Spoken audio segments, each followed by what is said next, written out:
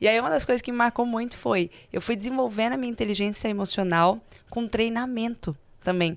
Quanto mais eu treinava, quanto mais eu fazia, às vezes varava a noite estudando, mais pronta, mais segura, mais confiante eu estava no dia seguinte. Então aqui já fica um grande ensinamento. Às vezes a pessoa fala, ai, Tati, eu não tenho equilíbrio emocional, tal. Se você ganhar confiança, e como que a gente ganha confiança? Repetindo, Fazendo, treinando, encarando. treinando. Mão na massa.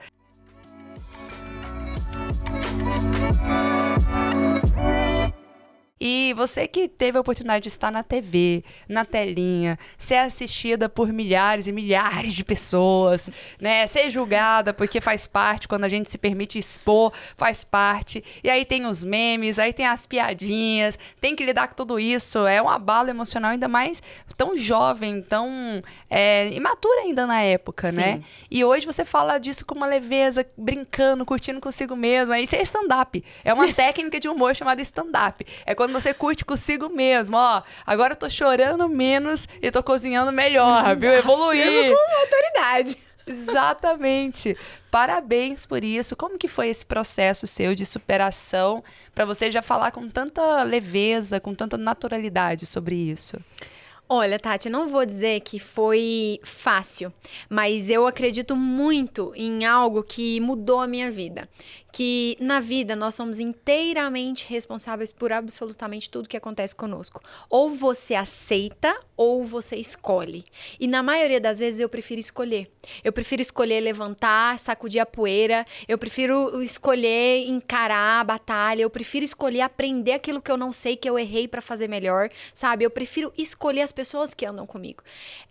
Porque por muito tempo, por falta de autoconhecimento, eu aceitei. Eu aceitei ser a coitadinha, eu aceitei a dor, o sofrimento, a falta de inteligência emocional que é capaz de engolir o futuro de uma pessoa, que é capaz de engolir os sonhos de uma pessoa, que é capaz de engolir os projetos da vida de uma pessoa. Quando você não sabe quem você é, você quer ser o outro, você quer ser aquilo que você vê, mas quando você descobre de fato quem você é, você não quer ser mais ninguém no mundo, sabe? Então, o meu processo, ele passou muito por isso. E ele veio da minha criação mesmo, ele veio da minha vida, ele veio da minha história, sabe? A minha história fez muito quem eu sou. E eu não sei se você sabe, mas eu venho de uma família onde os meus 2 pais são adotados. O meu pai foi adotado e a minha mãe foi adotada. E não foi aquela história linda de, foi adotado, encontrou uma família. Não, a minha mãe foi encontrada na rua e o meu pai foi trocado por 1 litro de pinga. Então, a minha história de vida fez com que eu entendesse a minha autorresponsabilidade muito cedo. Quando eu cheguei no MasterChef, eu era muito sonhadora. E eu ia atrás, e a minha fé me move até hoje, é a minha base. Então, o MasterChef foi ali um passo de fé, e eu vou realizar esse sonho, e eu fui. E quando eu cheguei lá, eu me deparei com um mundo, assim, que quer te engolir. Eu entrei numa competição e eu não tinha maturidade, inteligência emocional para competição. Você tinha quantos anos ali? Eu tinha ali 23 para 24 anos, eu ia fazer. E eu me comportava como uma criança. Porque eu era uma criança sonhadora. Se você me parabenizasse, eu pulava literalmente de alegria. Se você brigasse comigo, eu literalmente chorava igual uma criança. Eu não conseguia controlar. Eu não conseguia usar as minhas emoções para me potencializar ou me ajudar. Mas como que você sentiu a reação do público? A maioria gostou da autenticidade? Ou a maioria te julgou porque você era transparente demais? Eu era muito julgada no início. É muito engraçado você falar isso, porque depois que eu entendi, né, o que era inteligência emocional, o que era o caminho ali, que eu comecei a montar a minha vida empresarial, que eu comecei a montar meus negócios, comecei a tomar a rédea da minha carreira, da Ayla adulta, eu comecei a entender, estudar, e aí eu li um livro que falava sobre as 4 emoções mais fortes que você faz uma pessoa reagir àquela emoção sua. E tem 4 que são muito fortes, que é a raiva, a tristeza, a alegria e a cólera, que é tipo aquela coisa futebol, né? Ai. E amiga, acredite se quiser, eu causava as 4 em um programa só no público. E até o meio do programa, literalmente o meio do programa, eu não entendia direito o que estava acontecendo. Então eu encarava tudo com a emoção assim, à flor da pele. Chorava mesmo, ria mesmo. Quando chegou no meio do programa, que eu falei, peraí, o que tá acontecendo? Onde é que eu tô? O que tá acontecendo com esse tanto de gente me tacando pedra, me criticando? Deixa eu entender. Eu já fiz um casamento onde eu fiz mais de 2.500 brigadeiros sozinha, pesados, todos confeitados, uma mesa enorme de brigadeiros para um casamento, perfeitos. E lá eu não consegui fazer uma receita de brigadeiro. Eu entrei em pânico. Sabe? Pelo emocional ali. Porque ali no programa, o que ele causa muito em você não é você saber cozinhar.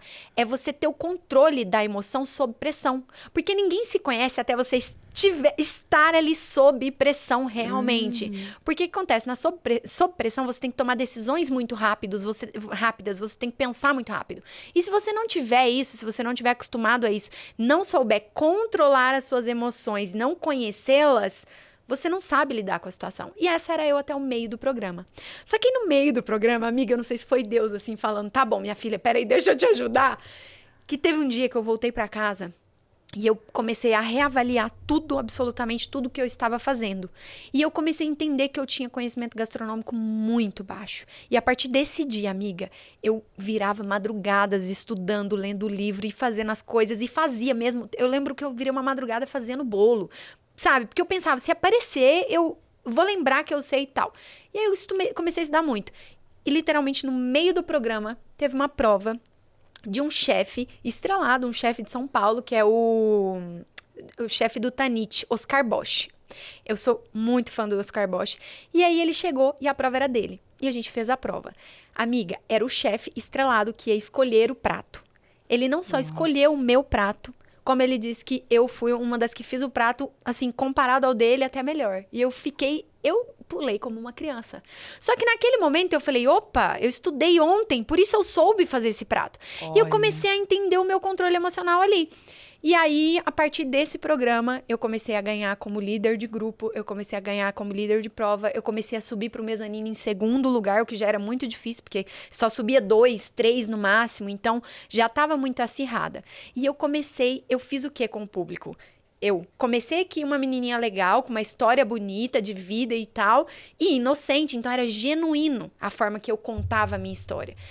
Só que eu comecei a descer, porque eu era humilhada, perdia as provas, estragava tudo, eu mesma estragava. E aí chegou no meio, eu falei, peraí, vou virar essa chave. Comecei a subir. Amiga, uma semana antes da minha eliminação saiu na UOL. Grande promessa do MasterChef que começou como um fracasso, pode ir à final. Tipo assim, saía manchetes assim, sabe? É tipo uma jornada do herói mesmo. Foi uma jornada do herói ali genuína, acontecendo ao vivo. E aí, no último dia do programa, nós fomos pra final, porque nós fomos convidados pra final. E a Le Cordon Bleu, que era a escola que eu pedi a bolsa. Nas minhas orações, eu não pedi o troféu, eu pedi a bolsa.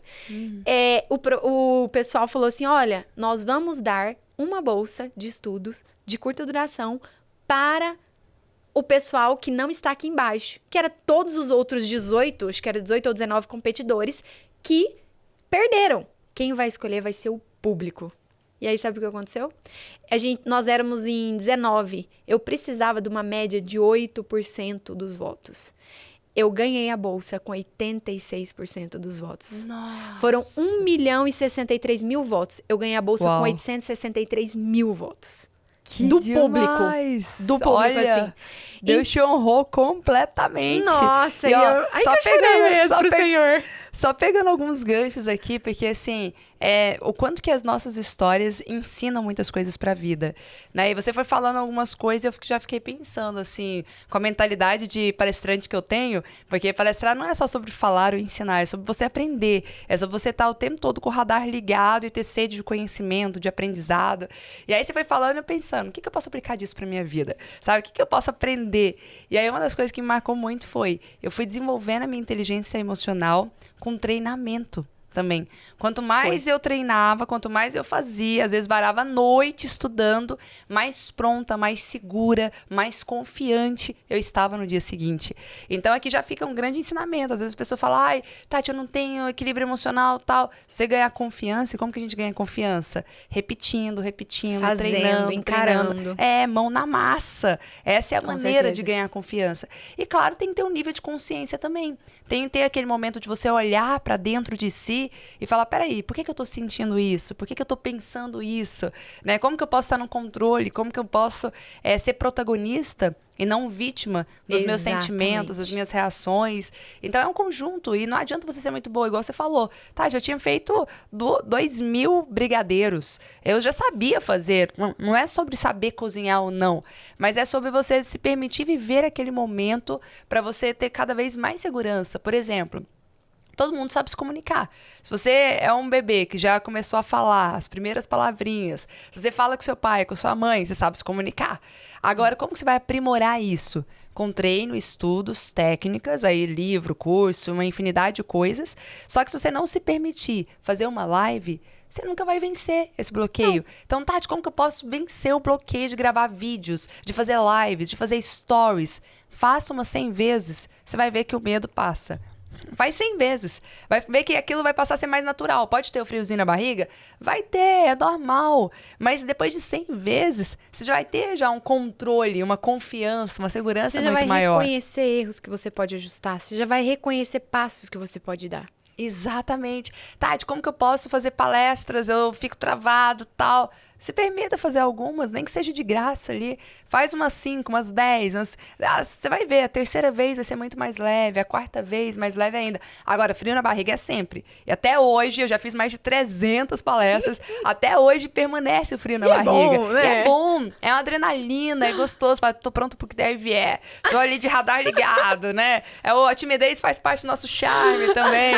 Mas você tá mais no controle, você já sabe até o que fazer. Sabe, eu lembro que eu ficava maior medo de cair no palco. Hoje, nos meus treinamentos de oratória, eu ensino as pessoas, se você cair no palco, o que você faz?